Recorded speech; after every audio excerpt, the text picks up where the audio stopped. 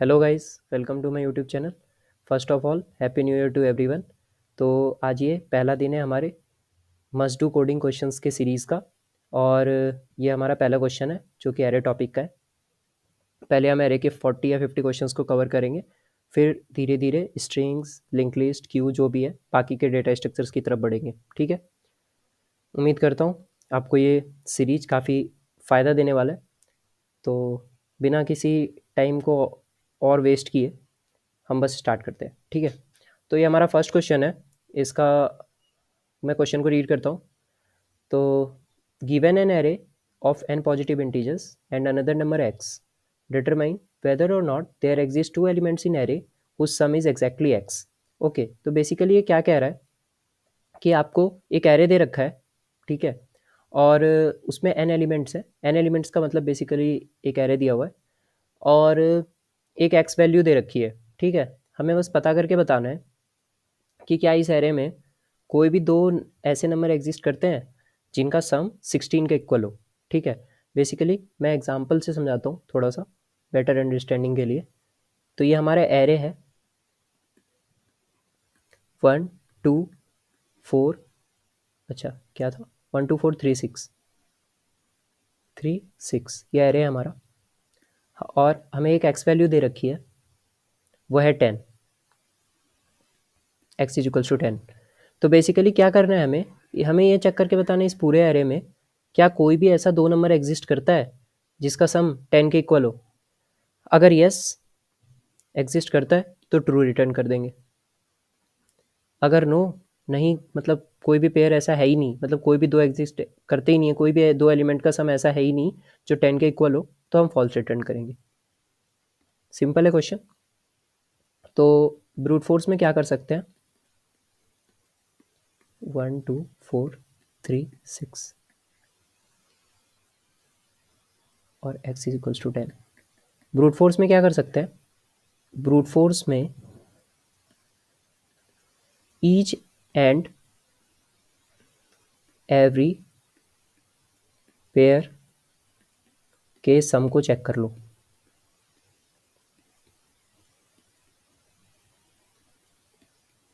ठीक है, जितने भी पेयर पॉसिबल है ना इस एरे में, उन सब के सम को, मतलब उस सब के पेयर के सम को चेक कर करके देख लो कि क्या किसी भी पेयर का सम एक्स, मतलब एक्स इज इक्वल्स टू 10 के इक्वल आता है। मतलब एक्स हमारा टारगेट सम है, मतलब 10 के इक्वल आता है क्या। अगर आता है तो ट्रू रिटर्न कर दो, या फिर अगर नहीं आता है तो फॉल्स रिटर्न करो।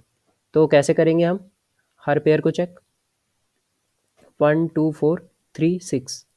ठीक है, तो 1 2 4 3 6 जो हमारा एरे है, तो हम क्या करेंगे, हर एक एलिमेंट को कंसिडर करेंगे और चेक करेंगे वो किस किस के साथ, मतलब वो किस किस के साथ पेयर बना सकता है। ठीक है, तो 1 किस किस के साथ पेयर बना सकता है, 2 के साथ। 1 4 के साथ पेयर बना सकता है। 1 3 के साथ पेयर बना सकता है। 1 6 के साथ पेयर बना सकता है। 2 किस किस के साथ बना सकता है, 2 4 के साथ, 3 के साथ, 2 6 के साथ। ठीक है, अब कई लोग पूछेंगे ये जो 2 है ये 1 के साथ पेयर क्यों नहीं बना रहा है। तो 1 और 2 ने पहले पेयर बना लिया था ना यहाँ पे, तो वापस से नहीं बनाना है, डुप्लीकेशन नहीं करना है।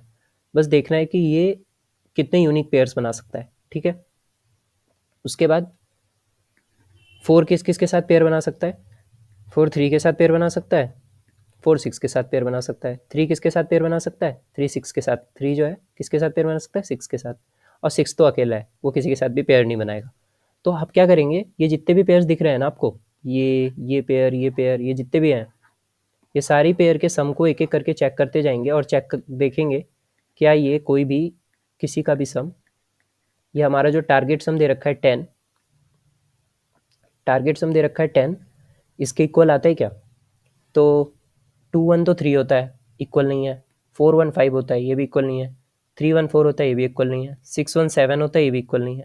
4 2 6 होता है, ये भी इक्वल नहीं है। 3 2 5 होता है, ये भी इक्वल नहीं है। 6 2 8 होता है, ये भी इक्वल नहीं है। 4 3 7 होता है, ये भी इक्वल नहीं है। 6 4 10 होता है। देखो एक पेयर मिल गया ना, ये एक्स के इक्वल है, is equal equals to x. तो हमारे को एक पेयर मिल रहा है इस एरे में जिसका सम जो हमें टारगेट सम दे रखा है उसके इक्वल है, तो हम ट्रू रिटर्न कर देंगे। ठीक है, तो बेसिकली हम यहाँ क्या कर रहे हैं, ये जो अप्रोच मैंने बताया आपको, इसमें हम बेसिकली क्या कर रहे हैं, हर एक पेयर को चेक कर करके देख रहे हैं। हर एक पेयर को चेक कर करके देख रहे हैं। 1 2 4 3 6 1, ये जो 1 है ये इसके साथ, फिर इसके साथ, फिर इसके साथ, फिर इसके साथ पेयर बना रहा है। उन सारे पेयर्स को हम चेक कर रहे हैं। उसके बाद हम 2 पे जा रहे हैं, फिर 2 के 4 के साथ पेयर बना रहे हैं, 3 के साथ, 6 के साथ, इसके सारे पेयर्स को चेक कर रहे हैं। फिर इसी तरह 4 के लिए जितने पेयर्स हैं उसको चेक कर रहे हैं, फिर 3 के लिए जितने पेयर्स हैं उसको चेक कर रहे हैं। तो बेसिकली हम क्या कर रहे हैं, हर एक एलिमेंट के लिए जितने पॉसिबल पेयर्स हैं उसको चेक कर रहे हैं। तो हर एलिमेंट के लिए हम क्या कर रहे हैं, हमें पूरे एरे को ट्रैवर्स करना पड़ रहा है। ठीक है, वो कैसे करते हैं बेसिकली, हम आउटर 2 लूप चलाते हैं। ठीक है, एक इन आउटर लूप, एक इनर लूप। आउटर लूप क्या करता है, एरे को ट्रैवर्स करते हैं। ठीक है, पहले 1 को कंसिडर किया, फिर 2 को कंसिडर किया, फिर 4 को कंसिडर किया, फिर 3 को, इस तरीके से। और ये इनर लूप क्या करता है, ये रेस्ट ऑफ द एरे में ट्रैवर्स करता है। ठीक है, मतलब अगर आई मेरा इज इक्वल्स टू 0 है, ये है, तो मैं इनर लूप में जे चलाऊंगा i+1 से। ठीक है, मतलब ये जे है मेरा, आई 0 था तो जे यहाँ से चलाऊंगा, तभी तो यून अलग अलग पेयर्स बनेंगे। खुद के साथ पेयर थोड़ी बनाएगा, या अलग नंबर्स के साथ पेयर बनाएगा।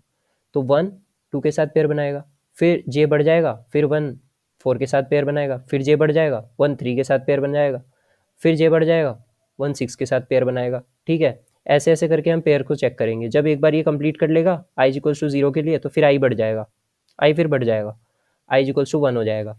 फिर 2 को कंसिडर, 2 अब हमारा कंसिडर्ड एलिमेंट है, तो इनर लूप कहाँ से चलेगा, 4 से लेके 6 तक चलेगा। ठीक है, जे इक्वल्स टू i+1 है ना। ठीक है, तो वैसे वैसे करके हम सारे ईच एंड एवरी पेयर को चेक कर लेंगे और देख लेंगे कि उसके सम को, एक इफ कंडीशन लगा के देख लेंगे क्या उसका सम x के इक्वल आ रहा है या नहीं आ रहा है। ठीक है, और अगर अगर कोई भी ऐसा पेयर मिलता है तो ट्रू रिटर्न कर देंगे, वरना फॉल्स रिटर्न कर देंगे। ठीक, अच्छा, तो बेसिकली हम क्या कर रहे हैं, हम एक फोर लूप चला रहे हैं इंट आई इक्वल्स टू 0 से आई लेस देन एन तक, आई प्लस प्लस कर रहे हैं। फिर एक लूप चला रहे हैं int J equals to i+1 से जे लेस देन एन, जे प्लस प्लस कर रहे हैं। तो देखो क्या हो रहा है, जे हर एक एलिमेंट को कंसिडर कर रहा है, पहले 0, फिर 1, फिर 2, फिर 3, इस तरीके से चल रहा है। ठीक है, और ये क्या कर रहा है, हर ये जो इनर लूप है, ये जो इनर लूप है, ये क्या कर रहा है, ये हर एक एलिमेंट के लिए ना, जैसे 0 आ रहा है, आई इक्वल्स टू 0 है, तो उसके लिए पूरे एरे को ट्रैवर्स कर रहा है। फिर 1 है, उसके लिए पूरे एरे को ट्रैवर्स कर रहा है। फिर 2 है, फिर उसके लिए पूरे एरे को ट्रैवर्स कर रहा है। मतलब पहले 0th एलिमेंट आया, 0th एलिमेंट, उसके लिए ये पूरा इनर लूप चला, कितने टाइम्स चला, n टाइम्स। फिर 1th इंडेक्स का, 1th इंडेक्स का एरे आया, ठीक, एरे मतलब एरे एलिमेंट आया 1th इंडेक्स का, तो उसके लिए फिर ये इनर लूप कितना चला, n। फिर सेकेंड एलिमेंट आया सेकेंड इंडेक्स का, ठीक है, तो उसके लिए भी कितना चला, n। इस तरीके से करते करते टोटल एलिमेंट्स कितने हैं, n एलिमेंट्स है, तो टोटल ये कितना चली जाएगा, ये n n n n होते होते टोटल जो चलेगा ये n इंटू एन चलेगा। ठीक है, n इंटू एन चलेगा, तो टोटल टाइम कॉम्प्लेक्सिटी कितनी हो जाएगी, O ऑफ n स्क्वायर। ठीक है, जो कि हमारा ब्रूट फोर्स है, ब्रूट फोर्स है O of n square time complexity का। Space complexity TC, space complexity कुछ भी हम एक्स्ट्रा स्पेस नहीं यूज़ कर रहे हैं, तो ऑर्डर ऑफ 1। ठीक, अब देखो लेकिन पर ये TLE दे देगा। क्यों TLE दे देगा भाई, TLE इसलिए दे देगा, ये देखो कॉन्स्टेंट्स पढ़ रहे हो यहाँ पे, यहाँ पे जो n है उसकी जो मैक्स वैल्यू है वो कितनी हो सकती है, 10⁵। तो जब 10⁵ करोगे ना, 10⁵ जब n की वैल्यू रहेगी, 10⁵ रहेगी ना जब n की वैल्यू, तो जो n स्क्वायर करोगे, n स्क्वायर टाइम कॉम्प्लेक्सिटी के लिए 10⁵ इंटू 10⁵ इज इक्वल्स टू 10⁻10 हो जाएगा, जो कि 10⁻7 से बहुत ज़्यादा है।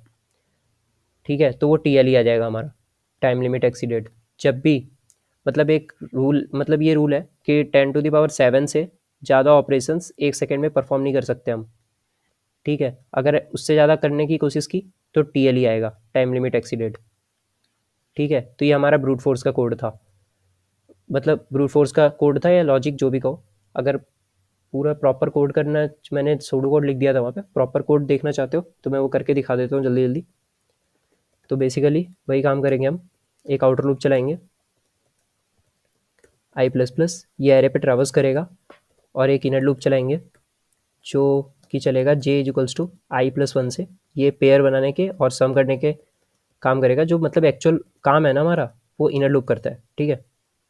उसके बाद हम सम कैलकुलेट करेंगे ARR of i plus ARR of j, ठीक। उसके बाद if sum equals to x आता है तो हम ट्रू रिटर्न कर देंगे, ट्रू, मतलब उस पेयर का किसी पेयर का सम जो है हमें x इक्वल मिल गया है तो वहीं रिटर्न कर देना ट्रू। और अगर सारे पेयर्स को ही चेक करने के बाद कुछ भी नहीं मिला, मतलब कोई भी ऐसा सम नहीं मिला जो x के इक्वल था, तो हम फॉल्स रिटर्न कर देंगे, ठीक है। मैंने बिगिनर्स के अंडरस्टैंडिंग के लिए यहाँ पे सम को अलग वेरिएबल में स्टोर करके किया है, ठीक है। हम डायरेक्टली भी ARR ऑफ प्लस ये जो है ना ARRi plus ARR of j, ये डायरेक्ट भी यहाँ लिख सकते थे, ठीक है। अब मैं कंपाइल एंड रन करता हूँ, फिर देखते हैं कि टाइम लिमिट एक्सीडेट देगा वैसे कोड, क्योंकि ये ब्रूट फोर्स कोड है और हमारी n की वैल्यू 10⁵ है मैक्स। तो मैंने सबमिट किया, देखते हैं क्या होता है। तो ये रन कर रहा है, ठीक है। और देखते हैं कहाँ तक कितने टेस्ट केसेस पास करता है 187 में। अच्छा, तो 164 टेस्ट केसेस पास हुए हैं, उसके बाद ये टाइम लिमिट एक्सीडेड हो गया। क्यों हो गया? क्योंकि एन की वैल्यू अब लार्जर इनपुट्स आ रही हैं, मतलब एन की वैल्यू काफ़ी ज़्यादा आ रही है, काफ़ी लॉन्ग इनपुट्स हैं, काफ़ी लॉन्ग साइज़ के एरेज हैं, ठीक है। तो हमें जो है ना टाइम लिमिट एक्सीडेड मिल रहा है। तो हमें ये वाला जो कोड है ना हमारा, ये कोड तो सही है, लॉजिक सही है इसका, पर जो है ना ये ऑप्टिमम सॉल्यूशन नहीं है, ऑप्टिमल सॉल्यूशन नहीं है, ठीक है। तो अब हम क्या करेंगे ना, अब हम ऑप्टिमल सॉल्यूशन की तरफ देखेंगे। ऑप्टिमल सॉल्यूशन, ऑप्टिमल सॉल्यूशन में क्या करना होता है, यहाँ पे क्या करेंगे हम, ये है हमारा एरे 1 2 4 3 6, x इक्वल्स टू 10 है, ठीक है। हम ऑप्टिमल सॉल्यूशन में क्या कर सकते हैं, बेसिकली हम क्या कर रहे थे, हर बार ना, हर बार हर एक एलिमेंट के लिए ना पूरे एरे में ट्रैवर्स कर करके एक पेयर को देख रहे थे। पर अब हम ऐसा नहीं करेंगे। अब हम ना कुछ एक ऐसा लॉजिक लगाएंगे जिससे जो ये जो बार बार जो हम रिपीटिशन वाला वर्क कर रहे थे ना, बार बार जो रिपीटेशन, मतलब हर एलिमेंट के लिए जाओ फिर पूरे एरे में चेक करो जितने भी पेयर्स पॉसिबल हैं, ये जो कर रहे थे ना, ये जो रिपीटिशन वाला वर्क था, इसको हम एलिमिनेट करेंगे। तो वो कैसे होगा? तो बेसिकली यहाँ पे पर्टिकुलरली इस क्वेश्चन के लिए एक चाइल्डहुड का एक मतलब मैथमेटिकल अप्रोच यूज़ करेंगे, तो वही हमारे काम आ जाएगा यहाँ पे। तो बेसिकली हमें क्या कहा गया है क्वेश्चन में, हम क्वेश्चन से ही इंट्यूशन डेवलप करेंगे, खुद ब खुद समझ में आनी चाहिए चीज़ें, ठीक है। तो हमें क्या कहा जा रहा है, कोई a प्लस बी का पेयर खोज के बताओ जिसका सम जो है x के इक्वल हो, यही तो कहा जा रहा है। यही तो इक्वेशन हम पढ़ते थे ना बचपन में, a plus B is equals to x. तो अब क्या करेंगे, हम यहाँ पे इसको थोड़ा सा रीअरेंज करके लिखेंगे इस इक्वेशन को। तो हम ऐसे भी तो लिख सकते हैं, b is equals to x minus a, बिल्कुल लिख सकते हैं, ठीक है। तो बस हो गया हमारा क्वेश्चन। देखो x इज इक्वल्स टू 10 है, तुम क्या करो, ये जो जितने वैल्यूज़ है ना एरे में, ये जितनी वैल्यूज़ दिख रही हैं, इसको ना ए के साथ, मतलब ए में ना इनके वैल्यूज़ को असाइन करते जाओ, ठीक है। पहले A1 रहेगा, फिर A2 रहेगा, फिर 4 रहेगा, फिर 3 रहेगा, 6 रहेगा, इस तरीके से, ठीक है। और मतलब ए की वैल्यू यहाँ पुट करते जाना, और एक्स हमारा 10 रहेगा, और हर बार एक बी मिलेगा हमें। वो बी क्या होगा, वो बेसिकली कॉम्प्लीमेंट होगा ए का, जो पर्टिकुलर ए जो है ना कंसिडर्ड रहेगा ना, जो जो पर्टिकुलर एक कंसिडरेशन में आएगा उसका कॉम्प्लीमेंट होगा। देखो जैसे ये 1 2 4 3 6 ये एरे है, एक्स हमारा कितना है 10, मैंने ए जो है ना पहले मेरा 1 है, तो बी कितना आएगा, एक्स माइनस ए, 10 माइनस 1 9। ये जो कॉम्प्लीमेंट आया नहीं, ये जो कॉम्प्लीमेंट, मतलब कॉम्प्लीमेंट उसको कहते हैं, जैसे मान लो 7+3 करके 10 आया, ठीक है। तो मैं 7 को ऐसे भी तो लिख सकता हूँ ना, 10 - 3। तो ये जो 3 और 7 है ना, एक दूसरे के कॉम्प्लीमेंट है ये, ठीक है। दोनों कॉम्प्लीमेंट हैं, इसीलिए दोनों ऐड होकर के ना ये बनाएंगे, यही दोनों ऐड होकर के ये बना सकते हैं। मतलब अगर 7 आ गया है ना, तो 3 को ही आना पड़ेगा 10 बनाने के लिए, दूसरा कुछ नहीं हो सकता, कोई नंबर आएगा तो 10 नहीं बनेगा। तो इसीलिए एक दूसरे के ना कॉम्प्लीमेंट है, ये एक दूसरे को कंप्लीट करते हैं, मतलब वहीं से कुछ डिराइव करके आया हुआ वर्ड है। तो ऐसी ऐसी बात है, ठीक है। तो ये छोड़ दो, यहाँ देखो। तो पहले मेरा A1 है, मैंने एरे के एलिमेंट्स को ना ए में स्टोर किया है, ए वेरिएबल में। तो एज इक्वल्स टू 1 है जब, तो मेरा बी कितना आ रहा है 9। अब बेसिकली करना क्या है हमें, कि ये जो 9 आ रहा है ना, ये जो कॉम्प्लीमेंट, ये हमें चेक करना है, ये हमें चेक करना है कि ये इस एरे में प्रेजेंट है या नहीं है। तो देखो एरे में तो प्रेजेंट नहीं है, तो इसका मतलब ना ये जो 1 है और 9 है, ठीक है, ये दोनों मिलके तो पेयर नहीं बना सकते, ठीक है, क्योंकि 1 तो चलो है, पर 9 जो है ये तो है नहीं। तो हमें क्या करना है, हमें ऐसा पेयर खोजना है जो कि दोनों एलिमेंट्स इसमें हो, पेयर इसमें मौजूद हो, ठीक है ना, दोनों ही एलिमेंट इसमें ही चाहिए एरे में, ठीक है। तो हम क्या करेंगे, हम बार बार ना ये कॉम्प्लीमेंट निकाल के चेक करेंगे कि क्या इसका कॉम्प्लीमेंट एरे में मौजूद है। अगर है तो हमारा काम बन गया, मतलब हमें पेयर पेयर मिल गया है, क्योंकि कॉम्प्लीमेंट मौजूद है। इसका मतलब वो, मतलब कंसीडर्ड एलिमेंट तो एरे में है ही, कंसीडर्ड एलिमेंट एरे में है ही, और कॉम्प्लीमेंट भी उसका एरे में मिल गया।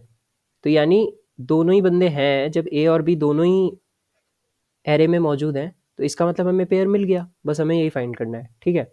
तो हर बार क्या करेंगे हम, एक्स तो 10 ही रहेगा, एक्स तो चेंज होगा नहीं, ए चेंज होगा, A2 आ गया।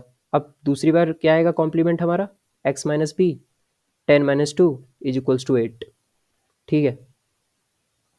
हाँ, तो 8 है क्या एरे में, नहीं है, ठीक है। इसी तरीके से फिर नेक्स्ट के लिए चेक करेंगे, a is equals to 4, b is equals to x minus, sorry ये ए है, एक्स माइनस ए, तो एक्स कितना है 10 माइनस 4 इज इक्वल्स टू 6। 6 है क्या, 6 दिख रहा है, हाँ जी 6 तो है एरे में। तो बस हमें जो है वो मिल गया, दोनों पेयर मिल गए। फोर्थ हमारा कंसिडर्ड एलिमेंट वो भी एरे में है, और ये जो 6 आया कॉम्प्लीमेंट, ये भी हमारा एरे में है, ठीक है। तो हमें वो पेयर मिल गया, तो ट्रू रिटर्न कर दो, सिंपल। और अगर सारे जितने भी कॉम्प्लीमेंट्स है, हर एक एलिमेंट के कॉम्प्लीमेंट्स को देखने के बाद, और अगर हमें किसी का भी कॉम्प्लीमेंट एरे में नहीं मिलता, तो आप वॉल्स रिटर्न कर देते। चलो अब देखो, अब क्वेश्चन क्या आ रहा होगा दिमाग में। चलो भैया, हम तो ये तो समझ गए 1 2 4 3 6, ये तो हमें समझ में आ गया कि हमें क्या करना है। एक्स इज इक्वल्स टू 10, मतलब जो टारगेट सम दे रखा है उसमें से हर एक एलिमेंट के लिए, मतलब ए के 1 के लिए, 2 के लिए, 4 के लिए, 3 के लिए, 6 के लिए, एक एक करके चेक करना है कि उसका कॉम्प्लीमेंट क्या है। पहले A1 था, तो x is equals means b is equals to x minus a करेंगे, तो 10 - 1 9 हो गया, ठीक है। अब फिर चेक कर लेंगे कि 9 इस एरे में एग्जिस्ट करता है या नहीं करता है, ठीक है। अब क्वेश्चन ये है कि ये कैसे चेक करोगे कि 9 एग्जिस्ट करता है या नहीं करता है। यहाँ पर तो ऑब्जर्वेशन से बता दिया, पर कोड में कैसे करेंगे, कोड में कैसे करेंगे, तो वो ऐसे करेंगे। देखो अगर एरे में 9 को अगर हमें सर्च करना है, तो हम क्या कर सकते हैं, लीनियर सर्च करना पड़ेगा, या फिर बाइनरी सर्च कर सकते हैं, ठीक है। तो ये सब जो जो भी सर्चिंग टेक्निक्स हैं, ये सब ना जो लीस्ट से लीस्ट टाइम लेगी, ओ लॉग एन, जो बाइनरी सर्च के केस में होता है, इसमें तो ओ ऑफ एन होता है, ठीक है। तो ऐसा अगर हम करेंगे तो फिर से हमारा सॉल्यूशन क्या होगा, एन स्क्वायर बन जाएगा। कैसे एन स्क्वायर बन जाएगा, एक एक एलिमेंट के ऊपर चल ही रहे हैं हम, मतलब एरे को ट्रावर्स कर ही रहे हैं, तो उसमें एन लग ही रहा है, ठीक है।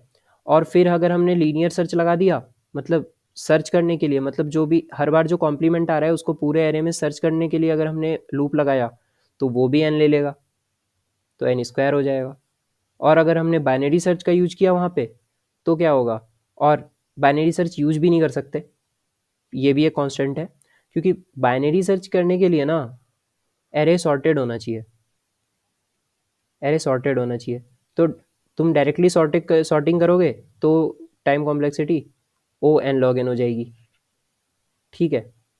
तो बेसिकली हम ये सब तो कर नहीं सकते, ऐसे तो सर्च कर नहीं सकते। मेरा जो मतलब मेन मोटिव है, ये लीनियर सर्च बाइनरी सर्च वगैरह बताना नहीं है।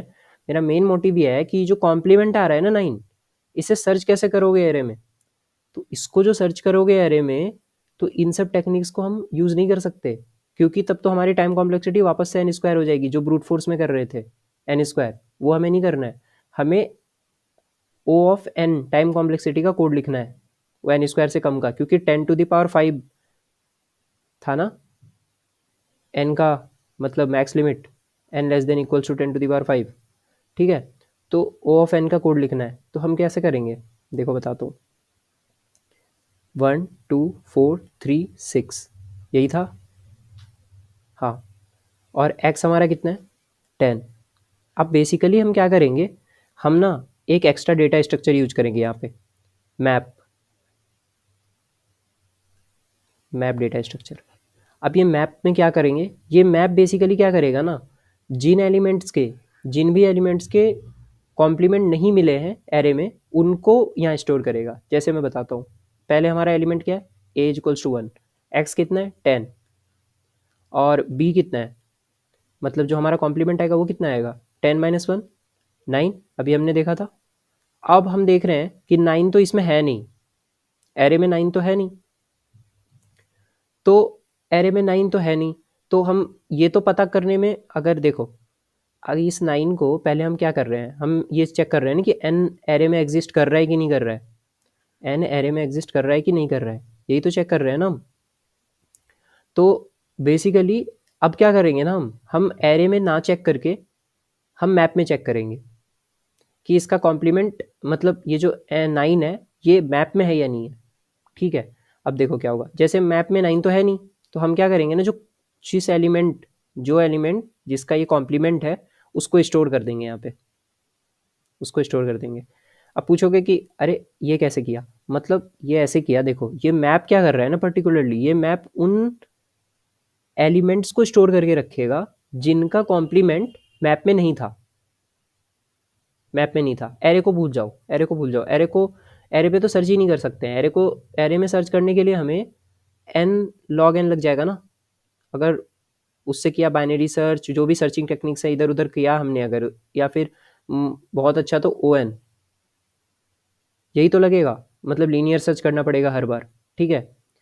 तो मतलब एरे की तो भूल जाओ, एरे में तो ऐसे कर करके हम सर्च कर नहीं सकते, हमारा सॉल्यूशन खराब हो जाएगा। तो हम क्या करेंगे, एक मैप लेंगे, मैप में उन एलिमेंट्स को स्टोर करेंगे जिनका कॉम्प्लीमेंट हमें नहीं मिला है अभी तक, अब तक नहीं मिला है जिनका कॉम्प्लीमेंट। तो एज इक्वल्स टू 1 था, इसका कॉम्प्लीमेंट 9 आया, ये कॉम्प्लीमेंट पहले नहीं मिला है, तो इस एलिमेंट को स्टोर कर दो, इस एलिमेंट को स्टोर कर दो कि भाई तू जो है ना, तू जो ये एलिमेंट है भाई, तेरा जो कॉम्प्लीमेंट है ना वो हमें नहीं मिला, ठीक है भाई, तो मैं यहाँ स्टोर कर दो इसको, ठीक है। अब देखो, अब नेक्स्ट पे चलो, a is equals to 2, x equals to 10, B is equals to 10 - 2, कितना हुआ 8, 8 है क्या मैप में, मतलब ये कॉम्प्लीमेंट पहले है क्या मैप में, नहीं है, तो भाई तू भी आ जा, तो फिर ये 2 भी आ जाएगा, ठीक है। फिर a is equals to 4, x equals to 10, B is equals to 10 - 4, कितना आ रहा है 6, 6 है क्या मैप में, नहीं है, तो 4 को यहाँ स्टोर कर दो भाई, 4 तेरा भी जो कॉम्प्लीमेंट है नहीं है 6, ये भाई हमें मैप में नहीं मिला, चलो भाई ठीक है।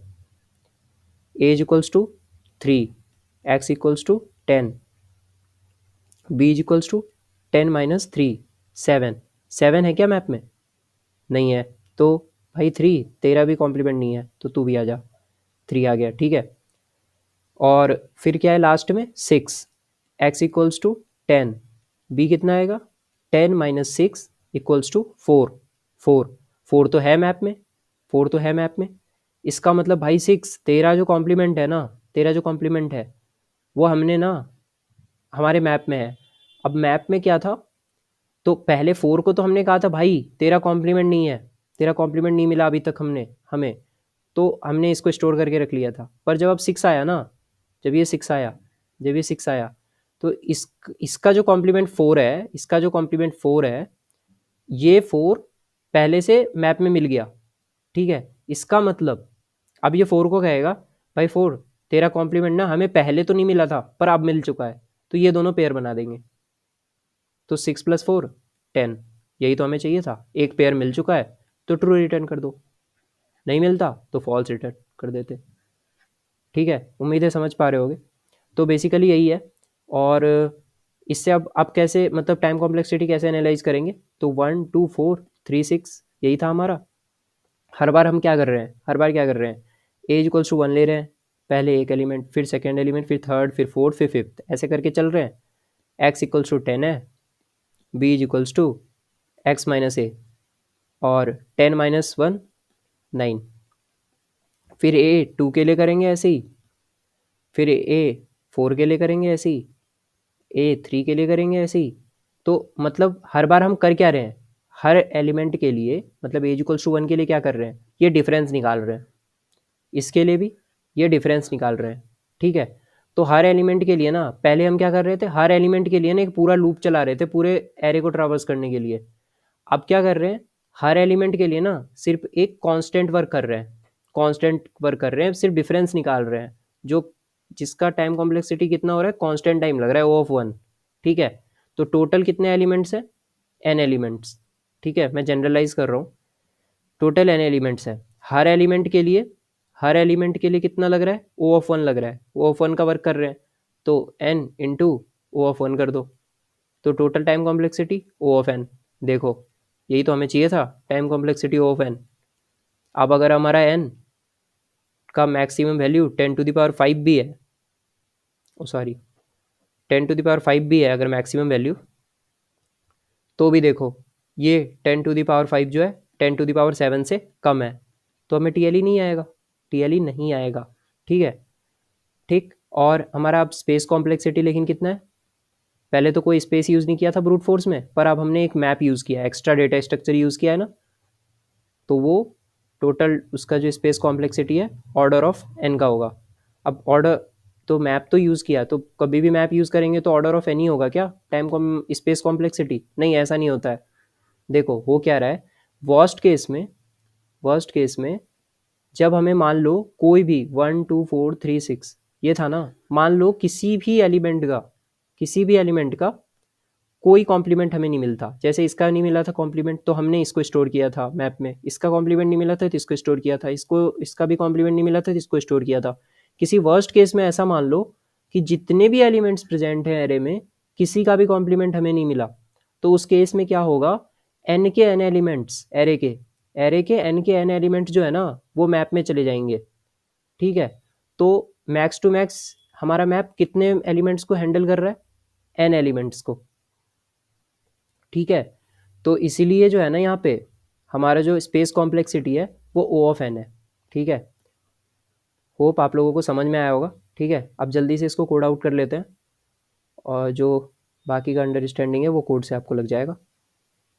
तो ये जो इनर लूप था जो हमारा ब्रूट फोर्स में मतलब हमारे टाइम कॉम्प्लेक्सिटी को इंक्रीज़ कर रहा था, उसको हमें एलिमिनेट करना है। तो हम यहाँ पे एक मैप डिक्लेयर कर रहा हूँ मैं यहाँ पे, तो मैं यहाँ पे जावा में मैप को डिक्लेयर कर रहा हूँ, पर इसका जो C++ और पाइथन का कोड है वो मैं डिस्क्रिप्शन में दे दूँगा, आप वहाँ से चेकआउट कर लेना। दोनों में सेम है, सिर्फ इंटीजर कॉमा इंटीजर पे ध्यान रखो, बाकी मत देखो नहीं तो कंफ्यूज हो जाओगे। तो सिर्फ ये देखो कि की वैल्यू का पेयर है इंटीजर और इंटीजर का। तो दूसरे वाले, अच्छा तो की तो हमारा, चलो वो जो एलिमेंट है ए उसको स्टोर कर रहे हैं, वैल्यू में क्या स्टोर करेंगे, वैल्यू में कुछ भी स्टोर कर सकते हो, चाहे तो उसकी फ्रीक्वेंसी, चाहे तो सिंपल इंडेक्स। तो हम यहाँ पे सिंपल इंडेक्स ही स्टोर करेंगे क्योंकि हमें ज़रूरत नहीं है फ्रीक्वेंसी की, फ्रीक्वेंसी की जहाँ ज़रूरत होती है वहाँ पे हम मैप में की वैल्यू पेयर ऐसे बनाते हैं, ठीक है। तो अब बेसिकली क्या करना है, ए जो हमारा लिया था हमने वो करंट एलिमेंट है, ठीक है। उसके बाद इंट बी क्या होगा, ये होगा एक्स माइनस ए, किया था ना हमने। देखो बिगिनर्स के लिए मैंने ए को एक नया वेरिएबल लेकर के स्टोर करके करंट एलिमेंट को दिखाया है ए में। उसके बाद बी क्या है, हमारा कॉम्प्लीमेंट जो एक्स माइनस ए करके आ रहा था वहाँ पे दिखाया था, ठीक है। उसके बाद चेक करो मैप डॉट कंटेंट्स की, क्या मैप में हमारा कॉम्प्लीमेंट है क्या, मैप में हमारा कॉम्प्लीमेंट अगर मिल रहा है तो इसका मतलब पेयर मिल चुका है, रिटर्न कर दो ट्रू। और अगर नहीं मिला कॉम्प्लीमेंट तो सिंपली उस एलिमेंट को जिसका कॉम्प्लीमेंट नहीं मिला था, यानी ए, जो भी ए जिसका कॉम्प्लीमेंट नहीं मिला उसको पुट कर दो उसके इंडेक्स के साथ, ठीक। और अगर ये सब कुछ करके भी कोई भी पेयर नहीं मिलता है तो लास्ट में फॉल्स को रिटर्न कर देना, ठीक। उसके बाद अब हम क्या करते हैं, कोड को कंपाइल एंड रन करके देखते हैं कि हमारा कोड सही चल रहा है या नहीं चल रहा है, या फिर जो इतना सारा लॉजिक लिखा हमने वो है वही था, ठीक है। तो ये देखो कोड सक्सेसफुली रन हो रहा है। अब हम सबमिट करते हैं बाकी के टेस्ट केसेस के लिए। तो रन हो रहा है बाकी के टेस्ट केसेस के लिए, और just wait for a while and we will see. Okay, so 187 test cases pass हुए हैं, सारे के सारे टेस्ट केस पास हो गए। और यही था हमारा इस प्रॉब्लम में। बेसिकली हमने ब्रूट फोर्स और ऑप्टिमल सॉल्यूशन दोनों डिस्कस किया। ब्रूट फोर्स में ईच एंड एवरी पेयर को चेक कर रहे थे, और ऑप्टिमल में हमने हैशिंग का हेल्प लिया, हैश मैप का यूज़ किया, और हमने इस क्वेश्चन को सॉल्व किया। Hope you all have enjoyed my session. Okay, so मिलते हैं फिर नेक्स्ट वीडियो में। तब तक के लिए बाय बाय, हैप्पी कोडिंग।